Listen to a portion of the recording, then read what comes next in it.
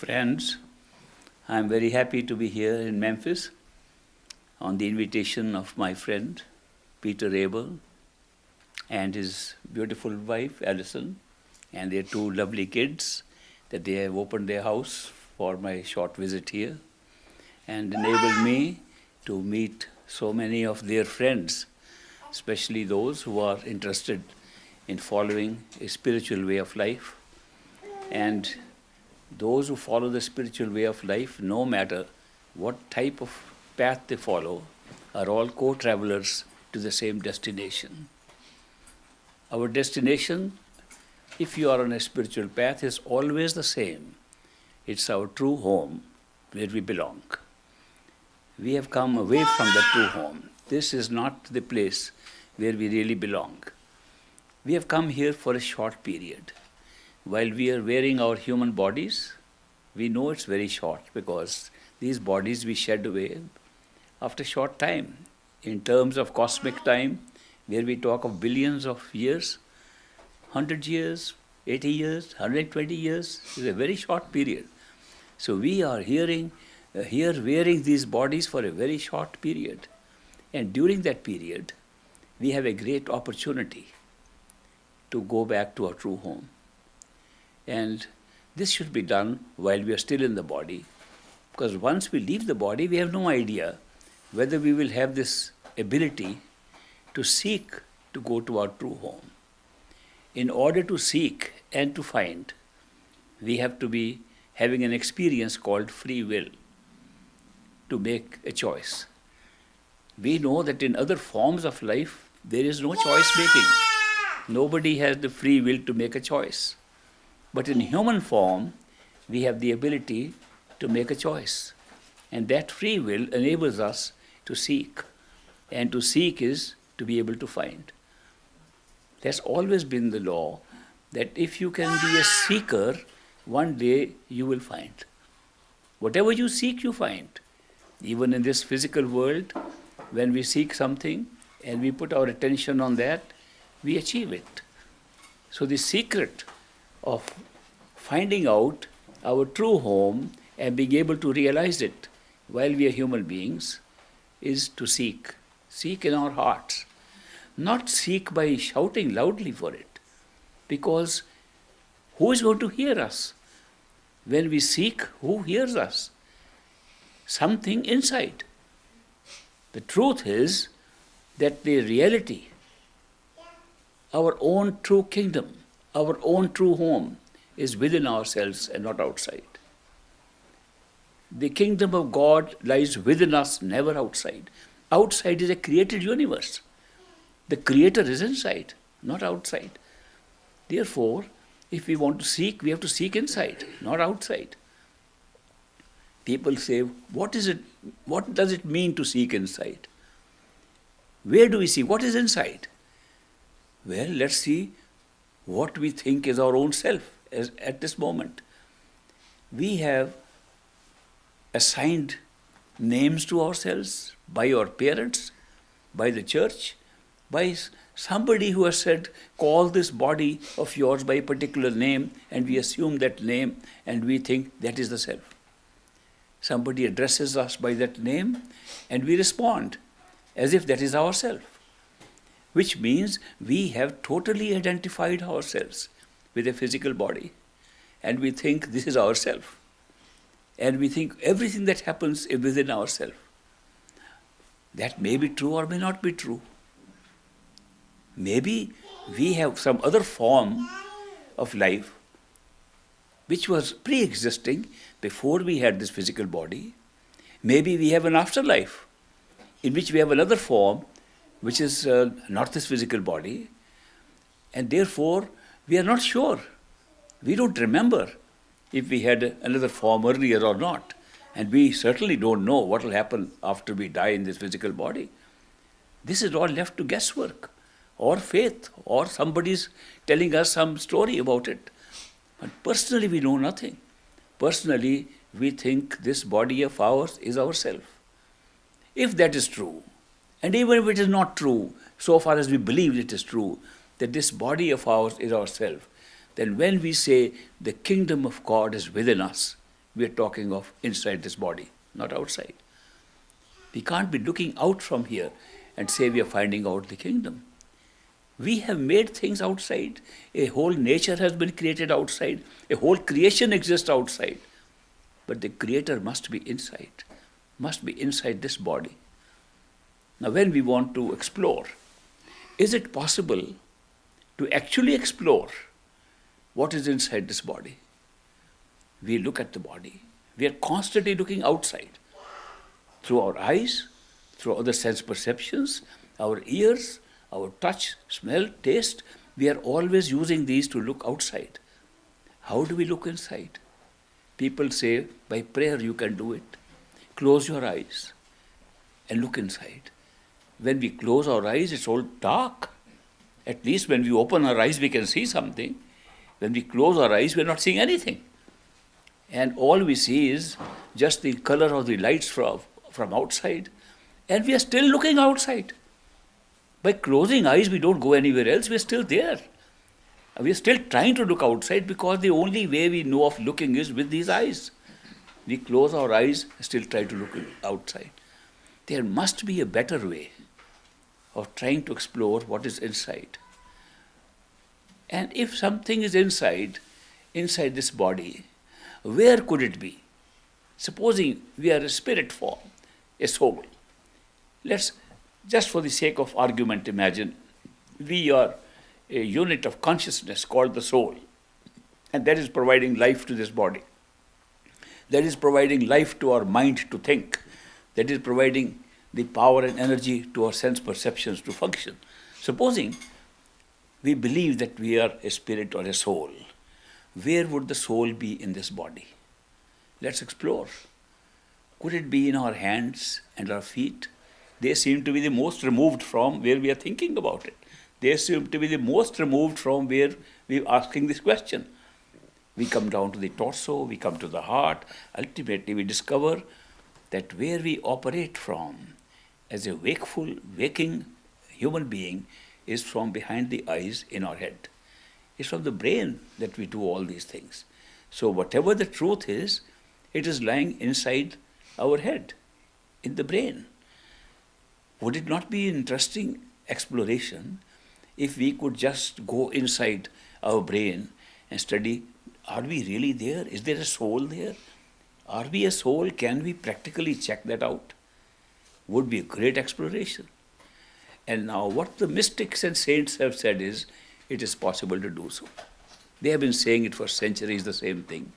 And they say, know yourself, find yourself inside yourself.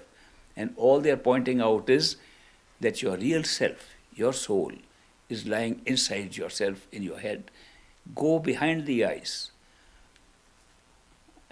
We don't know how to go behind the eyes, but there's one method, and that is with the power of imagination.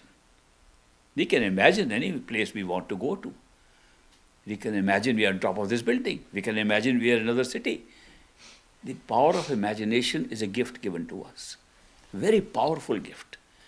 Everything that we have produced in this world is with the power of imagination. Everything we are doing now, creatively, productively, is with the power of imagination.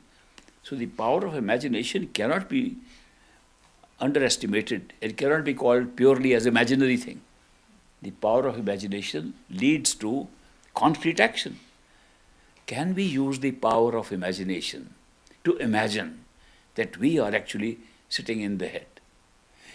It makes it even simpler if we were to consider that this body is a temporary abode, a temporary house given to us to live in. And we are living in this house and using it. It's a movable, mobile home of ours. And we have a very nice place from where we operate it. That would be behind the eyes. If I were to describe this house we call the human body, I would say it has got 6 floors. 6 floors because there are definite energy centers, the 6 centers that separate the functions of different parts of the body, and they can be likened to 6 floors, 6 levels of a house. Starting from the bottom, we go step by step and go to the 6th floor behind the eyes. If we close our eyes and imagine that we are there on the 6th floor of our house, sitting in the center of our beautiful 6th floor house, from where we can look out. If we want, we can open our windows or close the windows. We can decorate the house with our imagination. Supposing we did that behind the eyes and imagine, what are we really doing? We are putting our attention within ourselves. I said imagination is a great gift.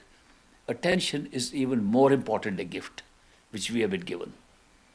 Because when you are aware of things, you cannot change the awareness. We are sitting in this room and the whole room is what it is.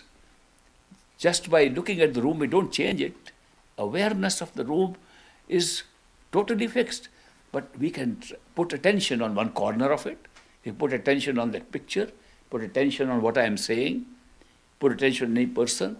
So what we have is a movable part of our awareness, which is attention, human attention. And human attention can be placed wherever you like.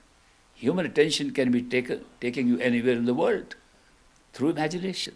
Now let's put the two things together. We put our attention in the area which we think we are imagining we are inside our head. Put our attention there. Think of nothing else but what is there. That means withdraw our attention from outside things which are holding our attention at this time because of our desires, our attachments, and our interests that have been developed in everything around us, outside of us, and not inside. Now we are making an effort to put ourselves inside ourselves in this body, which we think is ourself, and wait and watch what happens next. Now, these are big gifts, imagination, and the power to move your attention where you like. There's a third gift, the power to concentrate your attention wherever you like. There's a third big gift we have been given, all of us. When we go to an orchestra, a lot of musical instruments playing there, and we like the drums or the pipes, we like one particular item, particular musical instrument, and we put attention on that and concentrate on listening to that, what is our experience? The drums become louder, the others become less loud. And there nothing is happening there. We are altering it, altering our perception of the sound of the drums by our own power of concentration. The power of concentration is so remarkable that if you concentrate on something, you gradually become unaware of other things around. This is just an example I gave. But if you're concentrating on reading a book, you're sometimes not aware what's happening around you. The more you concentrate, the less aware you are of other things. Now that is the real secret of discovering who you are. That you can put your attention and concentrate it behind the eyes, inside, at a spot between the eyes and behind, very often referred to as a third eye or single eye. That single eye is because these two eyes, when we are looking out, we are not looking to images. They are being put together to create the sense of distance, the stereoscopic effect that is coming from the two eyes. Where are we seeing from? Where do the two pictures coalesce to become one? Even now, while we are looking at things, we are not looking to the pictures through the eyes.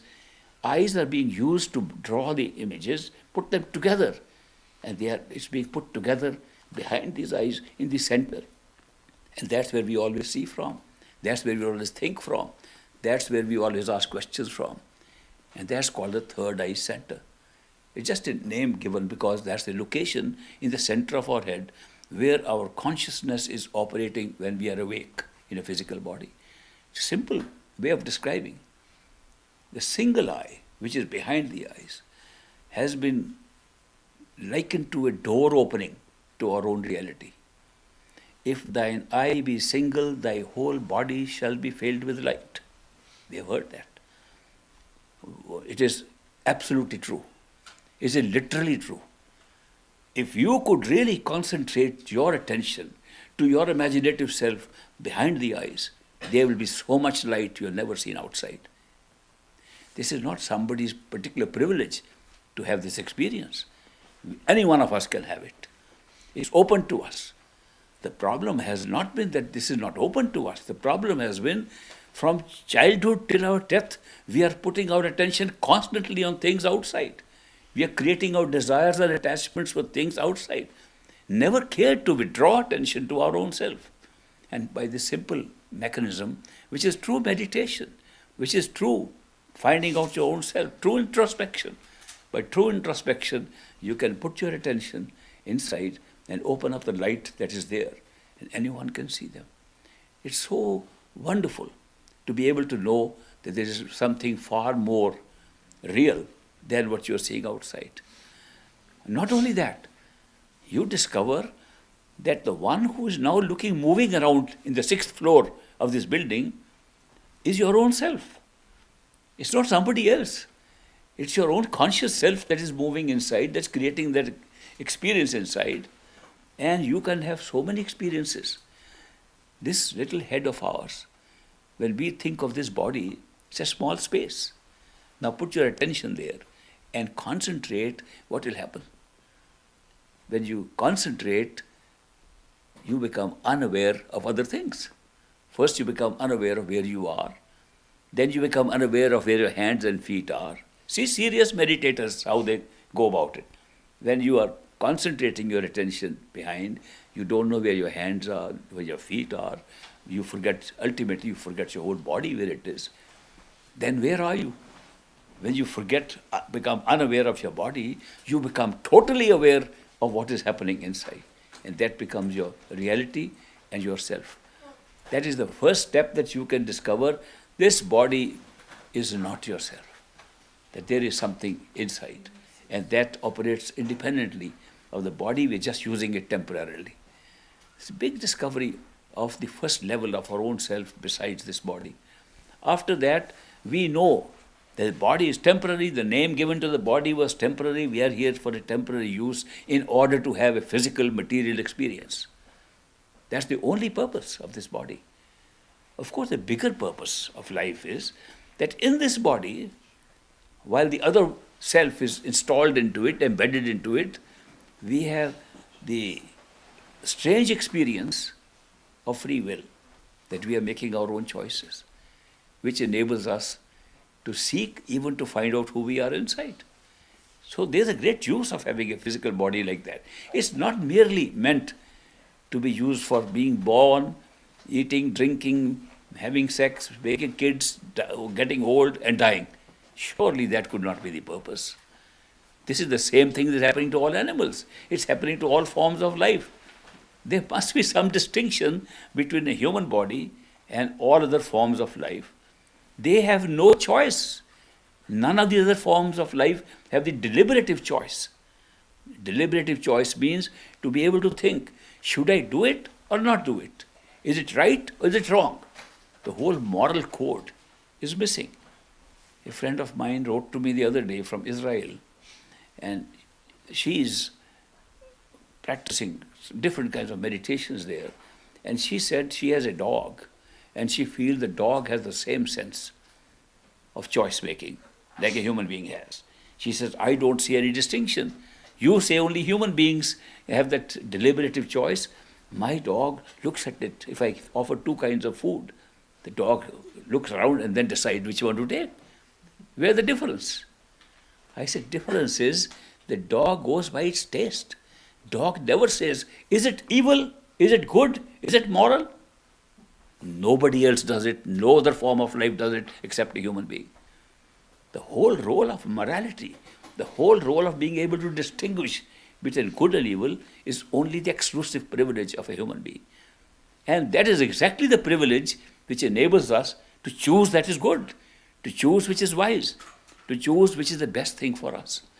The deliberative choice means that we see the choices open and then we decide which one to take. Now this is what makes us a seeker, and this is the great ability available to human beings alone out of so many species of life. In our Indian scriptures, there is a part where they list all the species of life forms. They start from the plant life, and then they go on to describe insects, and then they go on to describe snakes and venoms and crawling insects and all kinds of things, and then they go on to mammals, and they go on to fish and fowl, and ultimately, in the last category, out of 8.4 million species they have recorded there. It's a huge list. The last 400,000 includes angels, include higher conscious being, disembodied spirits, ghosts. They include all those plus human being. And this one human being, out of all of those 8.4 million species of life, which has deliberative free will with morality to choose between good and evil. So it's an amazing gift to have a human body. To have a human life is a great gift, and then to have the power of imagination and attention, a movable attention, and the power to concentrate attention enables us to find our way back home to our true self, enables us to find who we are.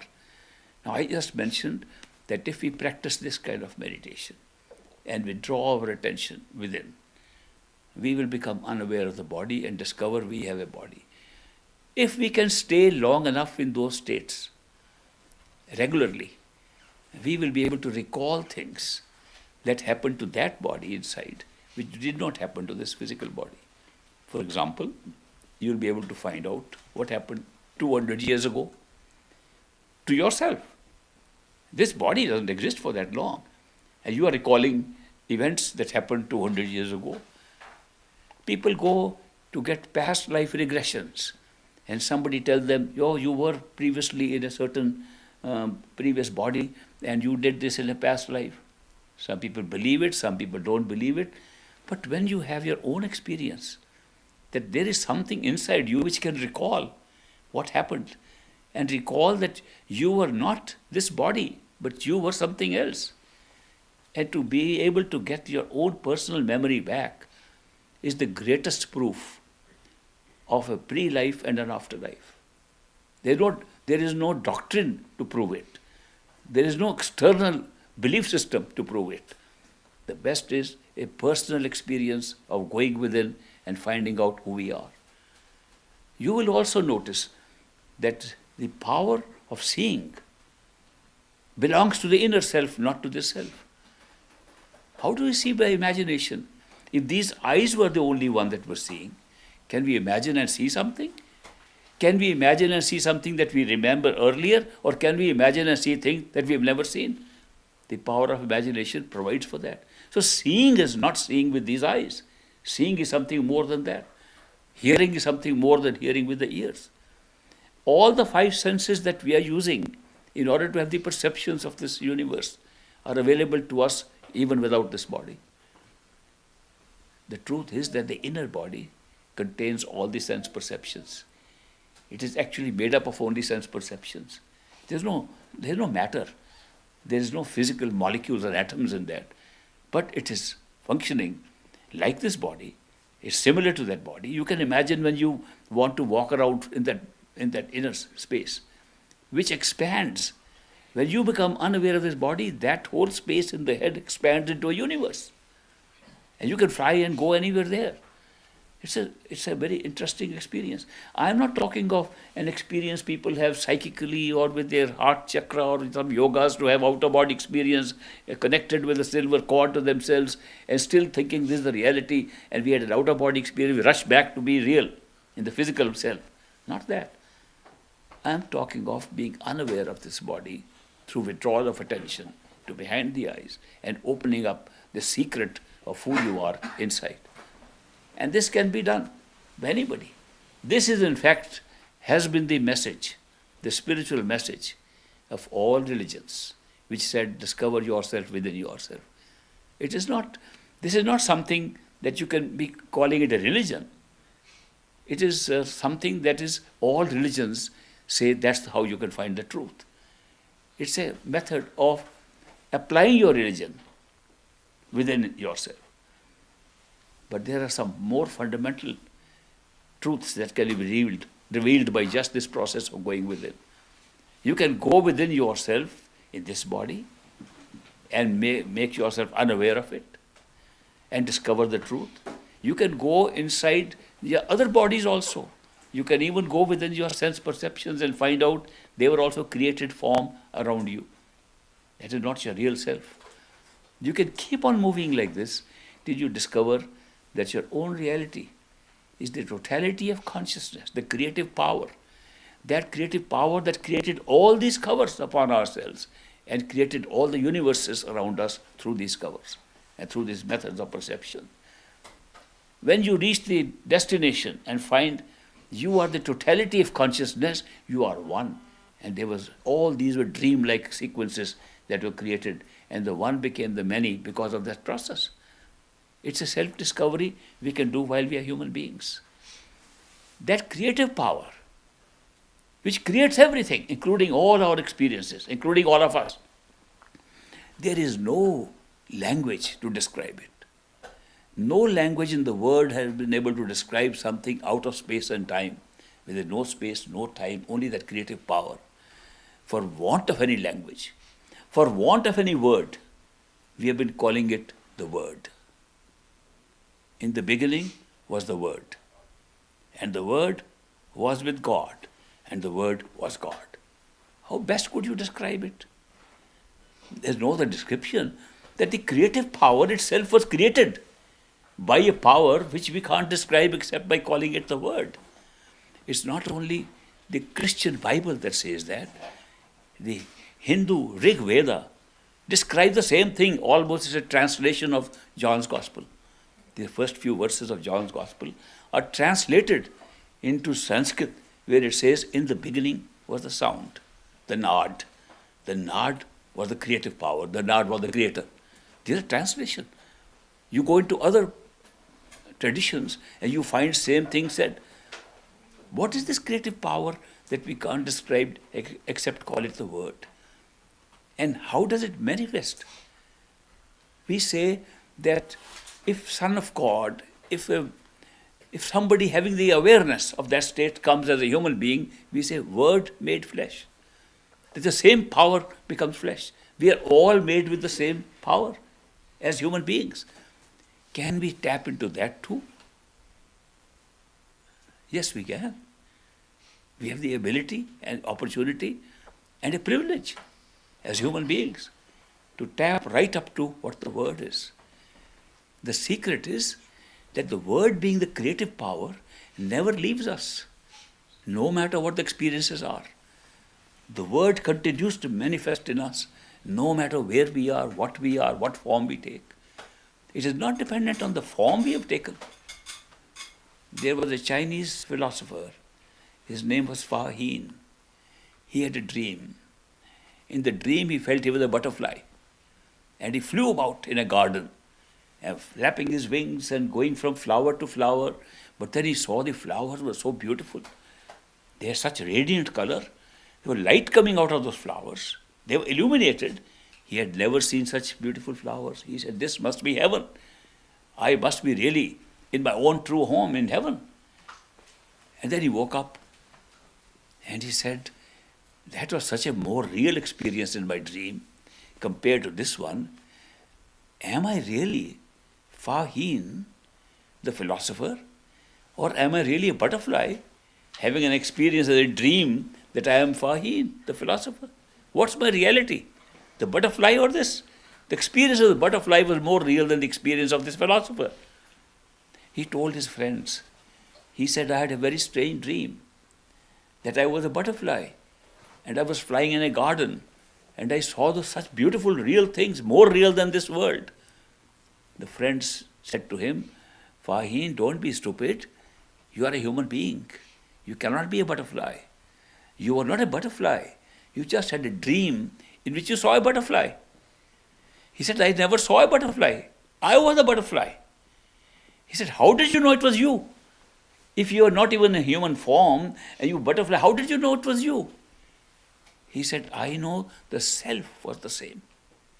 This self which makes me human being and makes me feel this is me, this is myself. The butterfly had the same self, not a different one. So the self was the one that went through, and even when you became a butterfly, it was still the same self. The amazing thing is that when you have these inner experiences and have different forms, including formlessness, the self remains the same. So the self itself is a continuation of the power, creative power, which we call the word. The self is what is being expressed as the word in our own life. Each one of us feels we have a self. Where is the self? Self is inside. We call ourselves, we change the definition depending upon what we identify the self with. That Faheen identified the self with a butterfly, became a butterfly and still knew the same self. We have an experience of the self in these human bodies. We say, this is myself. And then we change form, we're still the same self. We keep on changing forms till we reach totality and find we are one and still the same self. There's no change. So if there is one thing that has never changed, that is the self. Everything else changes. All our experiences change, self never changes. So therefore, when we talk of the word, it is being expressed in our life, in our experiences, constantly as the self. Now, is there a way to see, supposing we have no experience, supposing the whole creation ceases, ends, and only the self remains, how do we know we are the self? Now the beauty is that the self has a resonance. The self has music. The self has a music. The self is audible. The self can be heard, even with nothing else. That is why we call it the word, because it's audible. That's why we call it sound. It's audible. That's why we call it nad. All these expressions that have been used to describe the ultimate creative power, because even sitting here as human beings, it can be heard. Now, how do we listen to the self? Can we really listen to the self? We always listen to things outside. Sometimes we listen to our thoughts. Sometimes we listen to imaginative music going on inside. But can we listen to the music or the sound of the self? The answer is yes, we can. By withdrawing attention as close as possible to the self. The very exercise I was mentioning, which is a meditative exercise to how to imagine and be with yourself, generates that experience of listening to yourself. Now that's the most beautiful thing on the spiritual path. To be able to see the resonance and to experience the resonance and the music of your own self is the shortest way, is a shortcut to your true home, to your true heaven. And that is why the different methods of meditation, I have tried many. Being born in a country with yoga, yogis, all these are so all over, and religious teaching is there, of every denomination there, I found out that ultimately what the real truth can be found no matter what your religion is, no matter what your belief system is. Truth can be found by listening to your own self. That led to a bigger discovery than that there are two parts of our consciousness. One speaks and one listens. The speaking part is called the mind, the human mind. It thinks, that is speaking. It uses language, uses images, still speaks. And then there is our own soul, our self, which listens to what is happening. Our true self is a listener. And the mind that has been given to us to use is a speaker. We communicate through the mind. We express our creativeness through the mind. We do everything with the mind. It's given to us to be used. But we don't use it. We are supposed to be using our mind to think what we like to think, to do things that the self determines what is to be done. What has happened is, we have put the cart before the horse, and we have put the mind ahead of ourselves, and the mind thinks for us and tells us what to do. Look at your lives. What a mess we have created of ourselves only because of this one fact, that we have allowed the mind to dictate what we should be doing. We have become followers of our own mind, which was given to us as a great help to be able to do things that we want the mind to do. The mind was delivered to us like a big machine, like a computer, like an accessory to consciousness. And we have allowed the mind to become our master. And whatever the mind thinks, we try to follow. We try to get guidance from the mind. We think the thought process is the only one that can tell us what to do. How have we forgotten that our own self has other functions, other faculties, independent from the mind's faculties, which are more reliable, which are more of our own self. What are these other faculties? The mind can only speak, think, reason, put reasoning together, make sense of things, use logic, deductive logic, inductive logic, all kinds of forms of synthesis that put together things and say, I understand. Or analyze, break open things and say, I understand, it makes sense to me. That's what the mind does. The mind doesn't do what the soul does. What is the soul does? Soul gives us intuitive knowledge, intuition. Mind can't do it. You can't think yourself into intuition. In the intuitive power is directly of our soul, of ourself. It comes without time and space, whereas the mind cannot function without it. The mind cannot think even a smallest thought without using time and space. The soul does not need that time and space. And the intuitive knowledge comes automatically to us. That gut feeling, where does it come from? That's from our own self. The intuitive self is our own function, which we can use and employ in our daily life. We don't use it. If an intuitive gut feeling comes, we override it by thinking about it.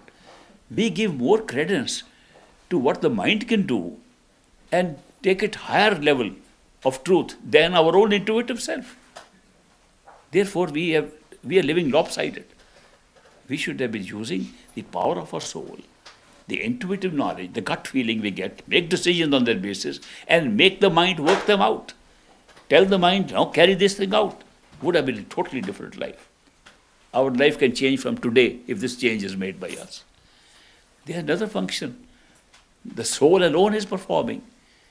The mind with all its power to think, power to rationalize, power to put things together, power to make sense, does not have the power to love. The power to love comes from the soul directly. Have we not seen? We fall in love, then what happens? The mind steps in. How can you be sure? You create doubt. The mind creates doubt even about a very definite thing that we are experiencing. Love is not a function of the mind, never has been. It's a function of our soul. Third function, appreciation of beauty, joy, and that bliss that we can experience. Mind cannot do it. You can think as hard as you like, you can't have that appreciation which comes up automatically from yourself. Here are at least three functions that the soul is performing every day for us, and we negate them and put the mind ahead of this. Naturally, we are in a mess. We are using a slave of ours, a servant of ours to rule over us. How can we be happy? How can we get any contentment from an adventure for which we came into this life? We never came into this life for suffering only. There may be some good reason for suffering, and we can go into that, why suffering is necessary in an experience like that. But definitely, that was not the intention of a soul, to have experiences just for suffering. The experience was to generate the kind of experience you want with your intuitive knowledge, with your love, with your appreciation. We are ignoring those things and relying constantly on what we're thinking are. And all our conclusions are based upon thinking. You reverse this for 1 week and see the difference. Say, from tomorrow I am going to live with my gut feeling. Take my decisions on gut feeling and direct the mind to carry it out. Your life will change. The mind does not even let us trust this fact. Mind will not let us step into this. No, it's too big a risk. How can you trust your intuition? How can you trust your gut feeling? And we accept it. We accept this, something that the mind is telling us, we are accepting so easily. Think of the mind as a machine, as an accessory. It's something that's very useful. If we use the mind according to what our self needs, if we direct the mind to think in the lines on which we want, and methods have been suggested to us how to do this. We say, do some singing of hymns, chanting, meditation, mantra, repeat words, holy words. What does that mean? Why do we do it? So that the mind cannot think of the normal things, bizarre things it thinks, and we put these chosen words to replace them. It is to replace the words of thought that we try to put these words in order to control the mind. We can take it a step further and control the mind by various kinds of means which are called meditational techniques, by which we can handle the mind and bring it our own control and direct it to do what we like. Our life changes right from here. And then if we have introspection and we can go within and see, we can see exactly how these components of our consciousness operate. It's no use speculating from outside.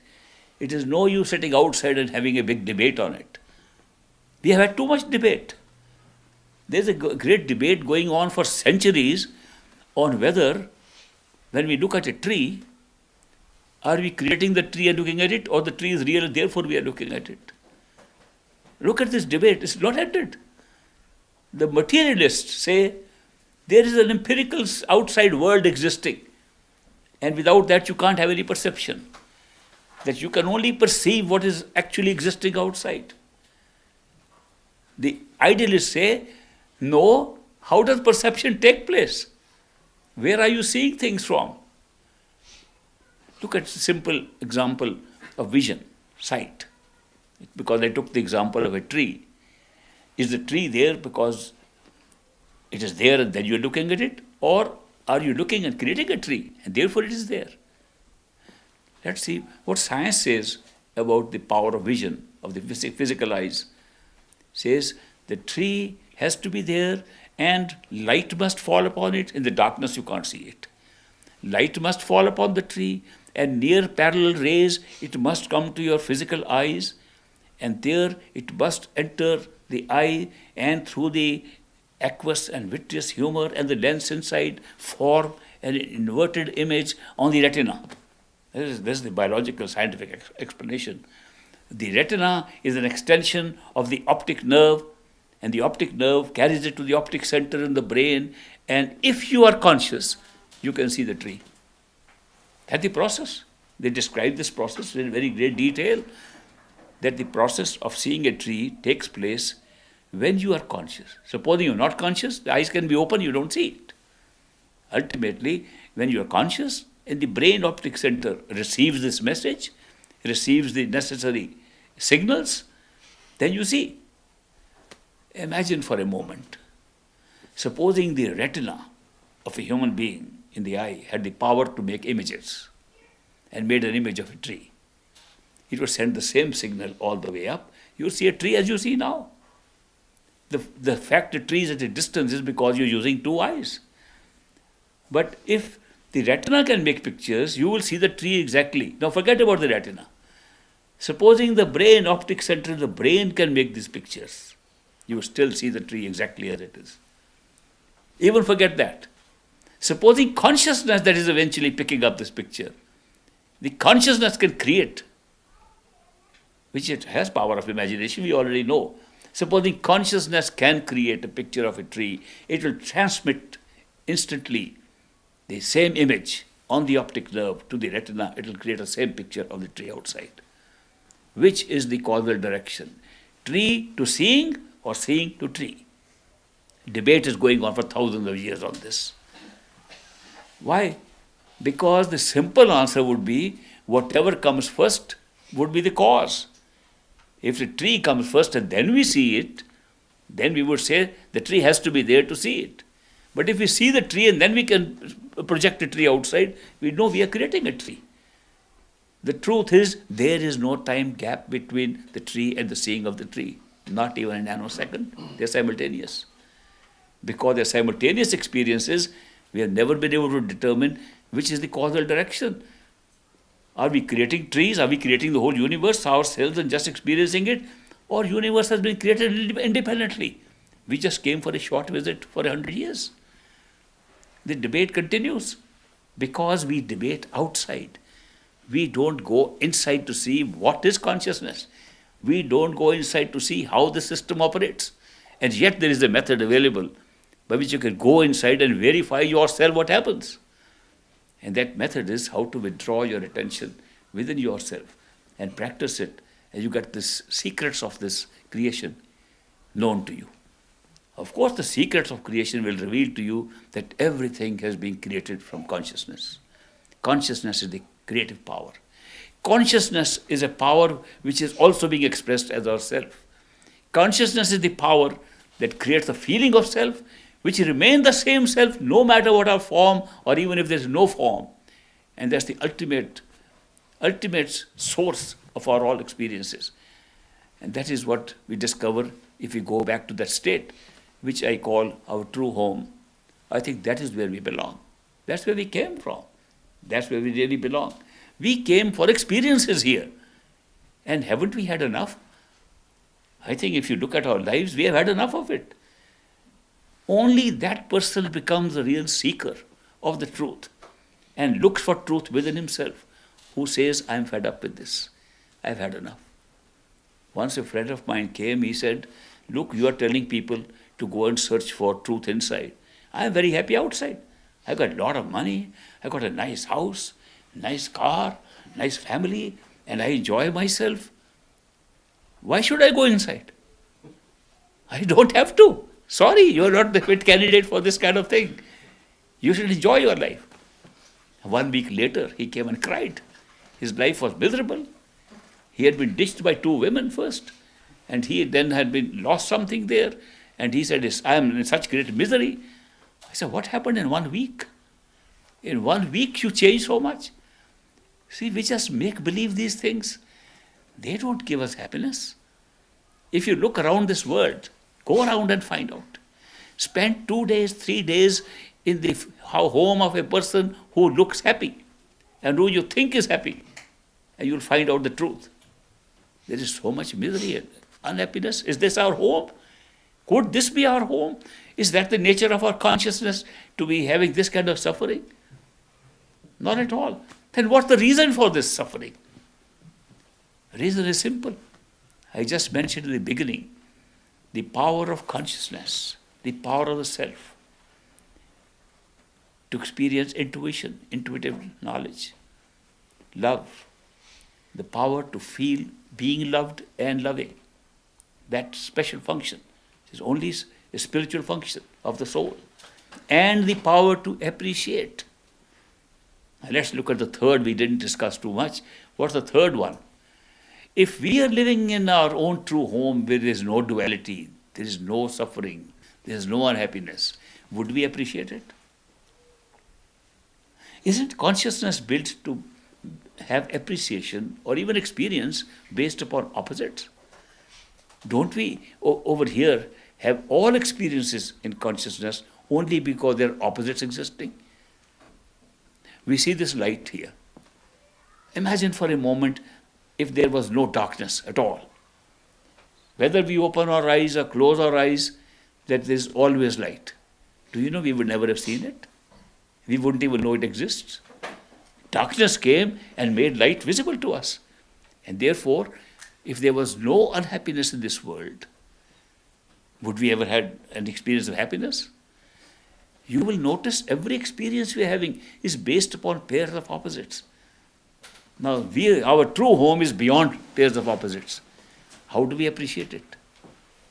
By creating an experience of opposite of that. A world of duality has been created so we can experience and appreciate a world of non-duality, our true home. A very good reason for the purpose of creation, and a very good reason for the purpose of our taking human life. In order to have this experience, to go back, temporary experience, illusory experience, for a short while, to have permanent appreciation of an immortal, permanent home of ours. A good justification for creation itself. You will notice that this is the reason why we go through this world of duality, including pain and pleasure. And it's a real opposite of our true home. And we go back appreciate. If you imagine there are millions, trillions of souls sitting in our home. They never left that home. They are living in the true home forever, dancing and singing in bliss, because they are in a blissful state. And then we who've been here, we go back to our true home. And we dance even more and sing even louder. And they say, what is special about you? You're the same souls like we are. And our answer will be, you don't know what you're missing. You've never seen anything else to be able to appreciate what you already have. So therefore, this whole creation is very perfectly balanced. It's perfectly poised to create an appreciation of our immortality and of our immortal home. I want to suggest to you that this is not just a theoretical model I'm presenting. It is a practical thing one can do. There are people today who introspect, who meditate, and have these experiences, and they can guide us. We may not know, we may falter, not understanding how to hold our attention inside. They can give guidance on a step-by-step basis. And as seekers, as co-travelers on a spiritual path to the same destination, it's useful to find such people who can take us. Because how will they pull us there to our true home? The easiest way is to discover ourselves, and the easiest way to pull ourselves to the self is the power of love. You will see that people who have that kind of awareness, they don't pull us by their teachings. They don't pull us by their discourses. They pull us by the power of love. Ultimately, nothing succeeds better than the power of love which originates from our true home and is part of our soul. And that's why if somebody says there is a system of meditation that can take you to highest awareness and does not include love and devotion, reject it. Because the mind can only take you up to the level of the mind. The mind does not go into our true home. The mind is joined as an accessory at a lower level. After we have experienced individuation from totality, become souls instead of total one being, one source. When you become individual souls, after that the mind comes into play. The mind does not go all the way to our true home. And if you practice anything with the mind, all mental exercises, including meditation as a mental exercise, does not take you beyond the mind. But love, unconditional love, of one who is already operating from that level of awareness, pulls us there and takes us there. Such people are still available. They were always available. Not that they only came once or twice or disappeared. That would be very unfair to all the seekers if they just appeared once and then disappeared for leaving the rest to destruction and this kind of destiny. No, they appear. They appear, they pull us by their love and compassion. They don't judge us because judgment is mental. Their love is unconditional. They will extend love to you, and you'll experience in their association. They will extend love to you whether you love them or not, whether you hate them or not, whether you crucify them or not. They will still love you. That's the kind of unconditional love you experience from them. I'm sure that you, being seekers, will have a chance to meet such people and get help on your way to the spiritual destination you all seek. I'm very happy to meet all of you again. I once again want to thank Peter, who I call Peter the Great.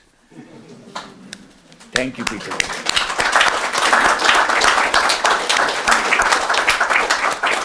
We'll take a short break now, and I think there is some food for the body. I gave you only food for thought. And you enjoy the break, and I'll come again and answer any questions you have. If you have questions, then you can write on these papers. Questions, just here's the cards and a pen. Just write them down, and at 3 o'clock submit them to me. And enjoy your lunch.